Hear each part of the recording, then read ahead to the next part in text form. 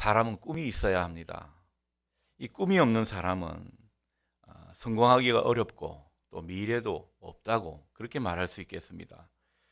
우리 속에 꿈을 품은 그런 모습이 있다면 그런 사람은 고통 속에서도 미래를 내다보며 열어가게 될 것입니다.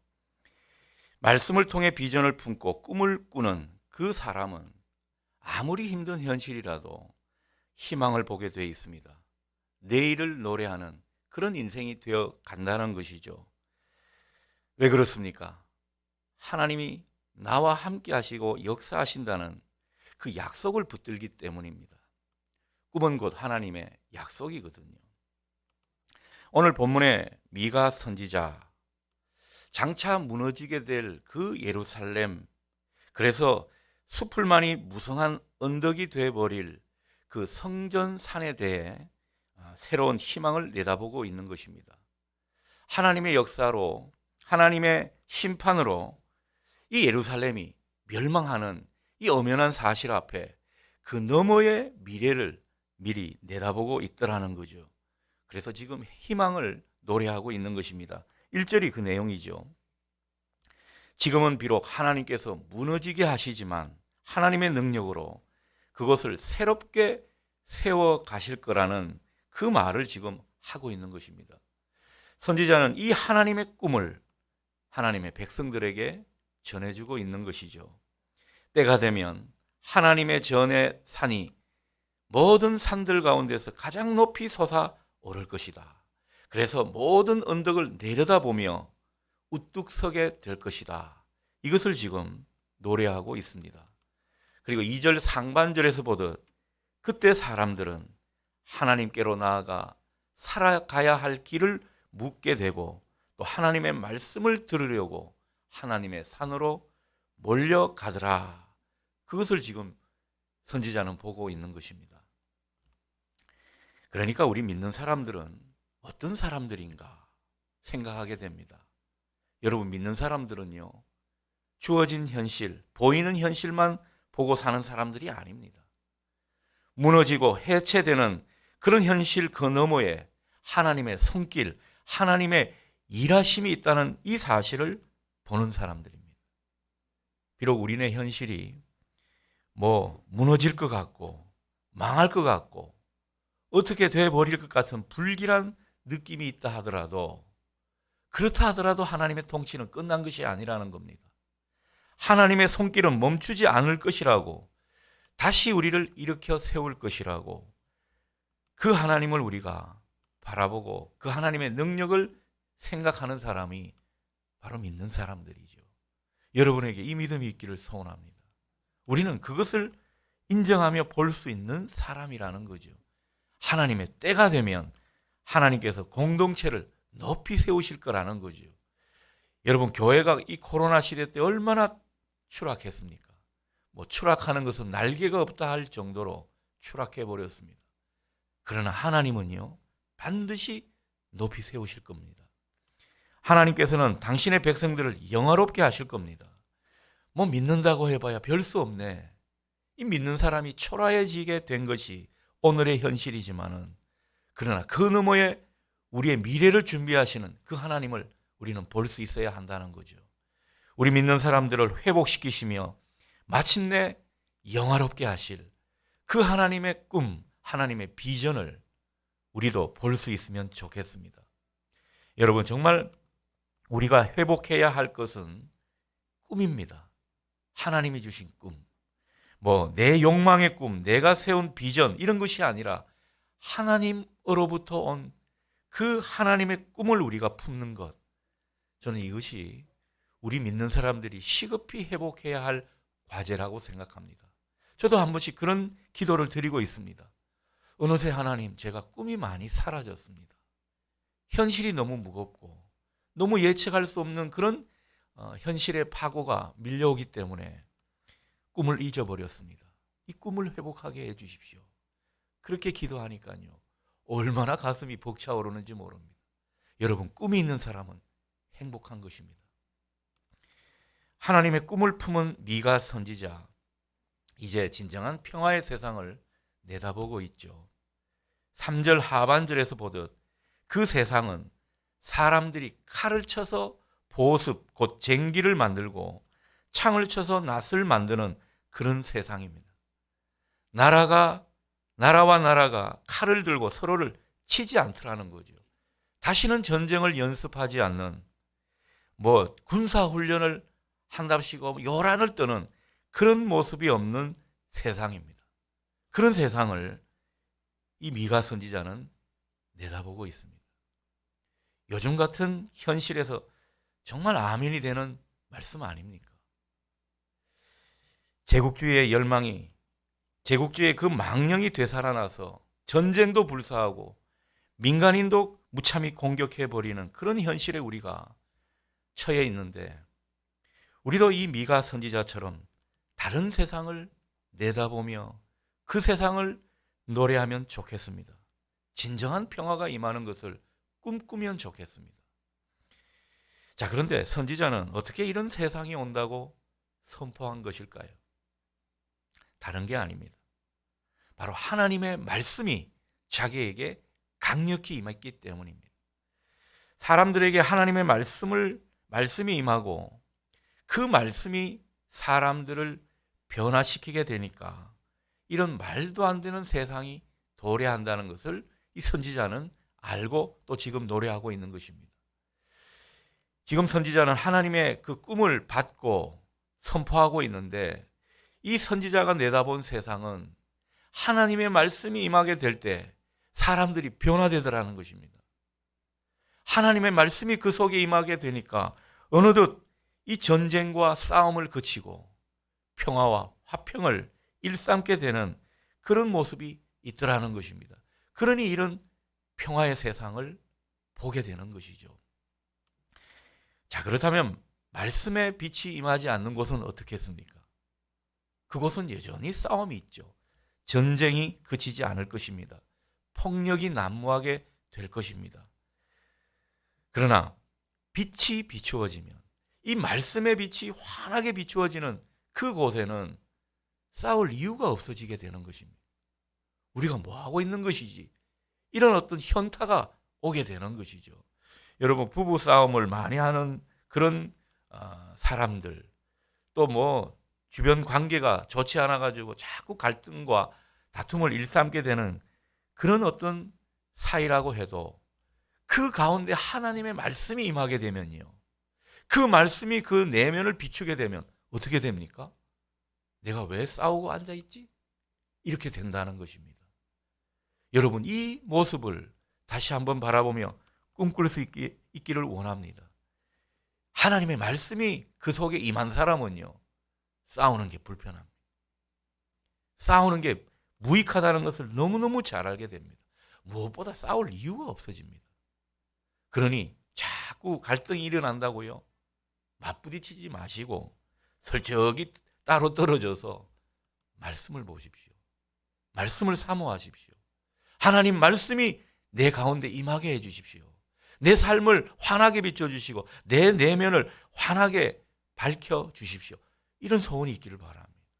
다른 누구보다도. 저도 한때는 많이 싸웠죠. 근데 아무래도 말씀으로 살아가는 사람이다 보니까요, 제가 어떻게 변하는가 점점 양보하게 되더라고요. 내가 지는 것이 이긴다는 것을 알게 되더라고요. 이게 머리로는 아는 거하고 몸소 그렇게 하는 거하고는 다르지 않습니까? 근데 그게 편하더라는 거죠. 싸우면 너무너무 불편합니다. 하나님이 싸움을 싫어한다는 것을 몸소 느끼기 때문입니다. 그러니 여러분, 말씀이 임해서 정말 우리 마음이 새롭게 하나님의 마음이 되어가고 점점 싸우는 게 불편하고 갈등이라는 것을 싫어하게 되는 여러분 되시기를 소원합니다. 그래서 여러분 가운데 다툼과 싸우는 이유가 사라지는 이 은혜가 있기를 소원합니다. 오히려 불쌍히 여기고 연민을 느끼고 전혀 없이 사랑의 감정을 느끼는 우리 모두 될 수 있기를 주님의 이름으로 축복합니다. 이게 은혜입니다. 하나님의 말씀이 이렇게 사람을 변화시키는 것입니다. 그러고 보면 하나님의 말씀은요, 굉장히 능력이 있는 것입니다. 하나님의 말씀은 사람들의 모든 거짓과 위선을 사정없이 깨부숩니다. 하지만 사람들 안에 그 상한 것은 이 말씀이 능력이 되어 싸매어 주십니다. 그래서 우리가 말씀의 은혜를 받으면요, 얼마나 위로가 되는지 모릅니다. 하나님이 싸매어 주시는 것이죠. 그리고 약한 것은 강하게 만드십니다. 전에 없이 용기가 일어납니다. 무릎에 힘이 생기게 된다라는 것이죠. 마음의 상처를 아물게 해주시고 또 내 안에 증오가 사라지도록 그렇게 만들어 가시더라는 겁니다. 하나님의 말씀의 능력이 임하는 모습 가운데 이런 모습이 있더라는 거죠. 이게 사람과 사람 사이에만 그런 것 같습니까? 나라와 나라 사이에도 말씀의 능력이 임하게 되면 평화가 흐르도록 만드는 것입니다. 여러분, 만일 이 블라디미르 푸틴 대통령에게 말씀이 강하게 임한다고 생각해 보십시오. 그가 어떤 판단과 결정을 내리겠습니까? 러시아가 정말 이 옛날에 이 그리스 정교로, 러시아 정교로 참 믿음이 대단한 민족이었는데 어느덧 공산주의화되면서 많이 잃어버렸습니다. 그러나 그곳에도 복음의 씨앗이 있다고 믿습니다. 다시 한번 하나님의 말씀이 그곳에 임하고 또 우크라이나 그 지역에도 하나님의 놀라운 능력이 임해서 전쟁이 종식되고 하나님의 평화가 그곳에 다시 임할 수 있기를 노래하며 기도하는 우리가 되면 좋겠습니다. 오늘따라 제가 감정이 북받쳐 오르는 느낌을 갖게 됩니다. 우리는 이 말씀의 능력을 새롭게 믿고 하나님의 세계를 바라봐야 한다는 것입니다. 여러분, 오늘 성전이 무너지는 그 엄연한 사실을 깨달은 이 미가 선지자, 그러나 예루살렘 성전이 무너진다고 하나님의 나라가 끝이 나지 않는다는 사실을 누구보다도 깨닫고 노래하고 있는 것입니다. 우리도 이런 마음이 있으면 좋겠습니다. 교회가 비록 사람들한테 조롱을 받고 그 영광이 땅에 떨어진 것 같아도 하나님의 다스리심이 없어지는 것이 아닙니다. 하나님의 영광이 교회를 떠나는 것도 아닙니다. 우리 믿는 자들이 세상에서 실패하고 존재감이 좀 없어졌습니까? 그렇다 하더라도 하나님이 우리와 함께 하시지 않는 게 아니라는 사실을 여러분 기억하시면 좋겠습니다. 하나님의 축복이 끊어진 게 아닙니다. 우리 믿는 사람들은 끝이 난 것 같아도 끝난 게 아닙니다.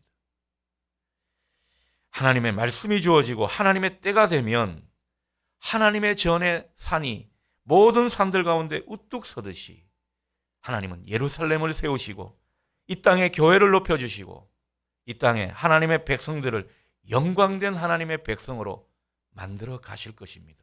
이 하나님의 능력을 믿자는 거죠. 그리고 이 하나님의 꿈을 갖자는 것입니다.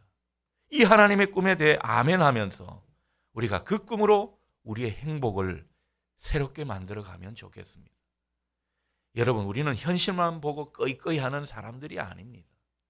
하나님이 주신 꿈으로 말미암아 지금 우리 현실이 척박하다 해도 우리는 노래하고 행복해 할 수 있다라는 거죠. 여러분에게 이 은혜가 있기를 소원합니다. 하나님은 마지막 회복의 때 무엇보다 말씀이 임한다는 것을 강조하고 있습니다. 2절 상반절에 보면 하나님의 말씀을 배울 수 있고 하나님은 친히 그 도를 가르쳐 주신다. 이렇게 말씀하고 있습니다. 하나님의 법이 시온에서부터 나오고 하나님의 말씀이 예루살렘에서부터 나온다. 이렇게 말씀하고 있습니다. 자, 뒤집어 봐서 왜 이런 말씀을 하실까? 그런 생각을 해보게 됩니다. 하나님께서 왜 이 점을 마지막에 더욱 강조하고 있는 것입니까?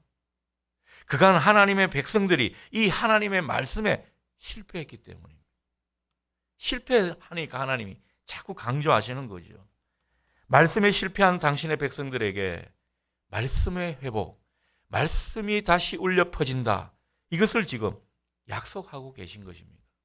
그냥 하는 소리가 아니라는 거죠. 이것은 약속입니다. 이 약속을 붙들라는 거죠.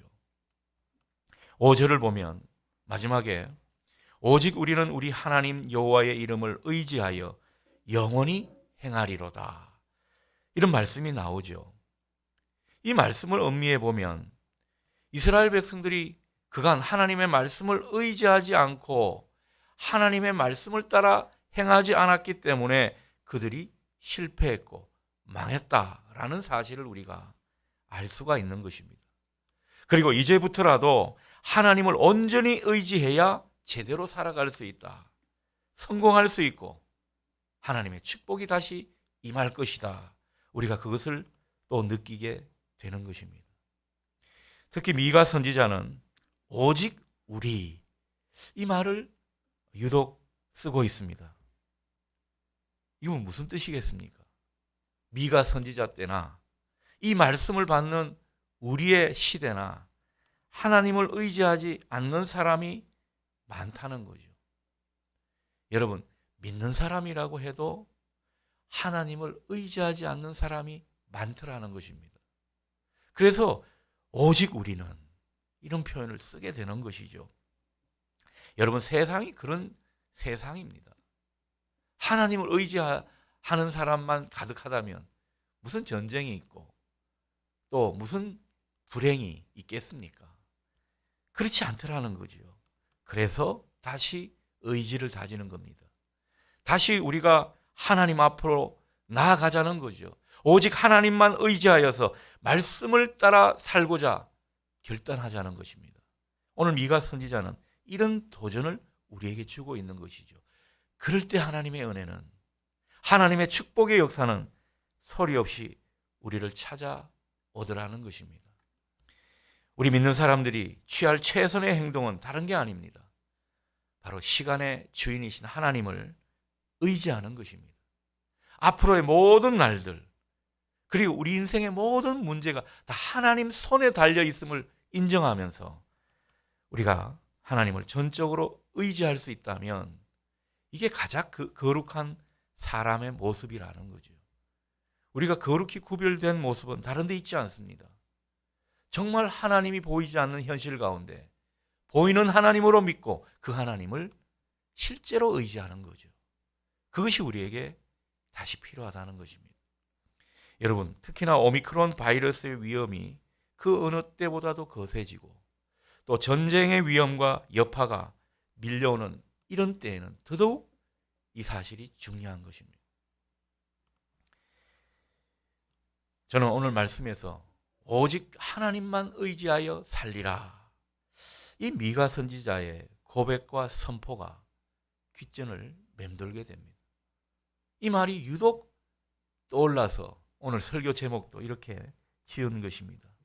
그러면서 드는 생각이, 왜 사람들이, 믿는다고 하는 사람들이 하나님을 의지하지 않을까? 그것도 어렵게 된 상황에서 왜 하나님을 의지하지 않을까? 그런 생각을 해보게 됩니다. 뭐 믿지 않는 사람이야 당연히 하나님을 의지하지 않죠. 믿는 사람이 하나님을 의지하면 살 길이 있고 재기할 수 있고 또 성공할 수 있을 텐데 왜 하나님을 의지하지 않을까? 그런 생각을 해보게 됩니다. 여러분, 그 이유가 어디에 있는 것 같습니까? 우리가 하나님을 의지해야지 머리로는 그렇게 생각을 해도 하나님을 실제로 의지하지 않는 까닭은요, 말씀을 의지하지 않기 때문입니다. 하나님의 말씀을 붙들지 않아서 그렇습니다. 우리가 가만 보면요, 속성이 하나님 말씀을 붙들고 사는 것을 싫어하는 경향이 있다는 것을 많이 느끼게 됩니다. 여러분, 특세 때 그렇게 말씀을 사모하고 붙들고자 했는데 우리가 아침 기도회를 하면서 말씀을 따라 영의 양식을 먹고 살자고 하는데 여러분, 얼마나 그렇게 되는 것 같습니까?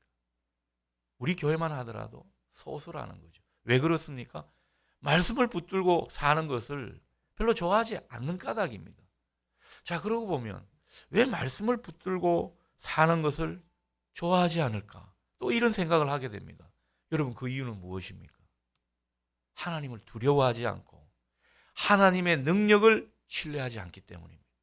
여러분, 하나님의 능력을 크게 보고 정말 하나님이 크신 분이다, 그래서 하나님을 두려워하는 이 마음이 있는 사람은요, 하나님을 경외하게 되어 있습니다. 하나님을 경외하는 사람의 가장 기본은 늘 말씀을 붙드는 거죠. 내가 말씀을 붙들고 살지 않는다? 여러분, 감히 하나님을 경외한다? 말하지 마시기를 바랍니다. 어느 도단이라는 거죠.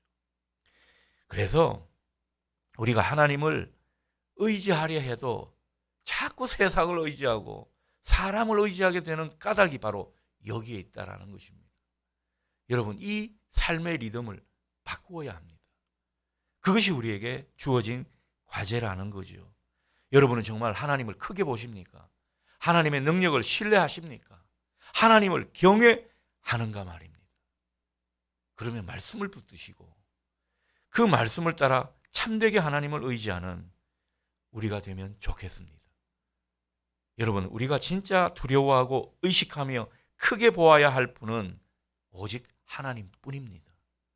그 하나님만이 우리 세상에 살아갈 때 필요한 모든 것을 공급해 주시고 문제도 해결해 주시는 것입니다.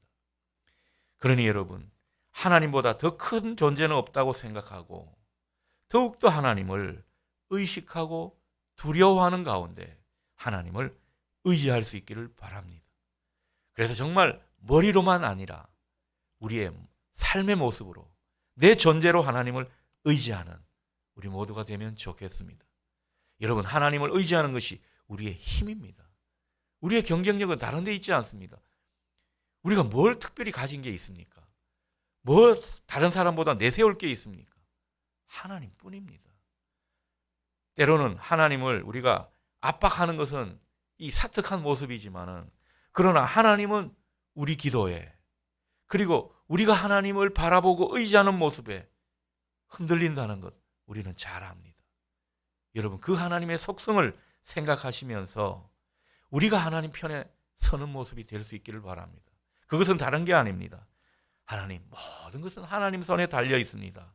하나님에 의해 좌우되는 것입니다. 그러니 나는 오늘도 하나님을 의지합니다. 우리가 이 고백을 오늘 기도를 통해서 하나님께 올려드리면 좋겠습니다. 오직 하나님만 의지하여 살리라 선포하고 나아가는 우리 모두 될 수 있기를 바랍니다. 그 가운데 여러분의 인생 문제 정말 하나님이 해결해 주실 것입니다. 여러분의 마음의 소원, 하나님과 뭔가 평행선을 걷다가 이게 일치를 보면서 그 소원이 이루어질 줄 믿습니다. 하나님께서 그렇게 우리를 인도해 가시더라는 거죠. 우리 앞에 놓인 문제가 큽니까? 뭐 자식들 때문에 여러 가지 큰 문제의 산을 보고 계십니까? 그 산을 뛰어넘을 수 있게 하는 것도 하나님이십니다. 그러니 오늘도 우리가 낮아진 마음으로 하나님을 의지하면 좋겠습니다. 하나님 분명히 응답해 주시고 우리에게 살 길을 제시하시며 더없이 우리를 사랑하시는 모습을 확인시켜 줄 것입니다. 여러분, 이 은혜가 우리 모두에게 있기를 소원합니다. 아멘.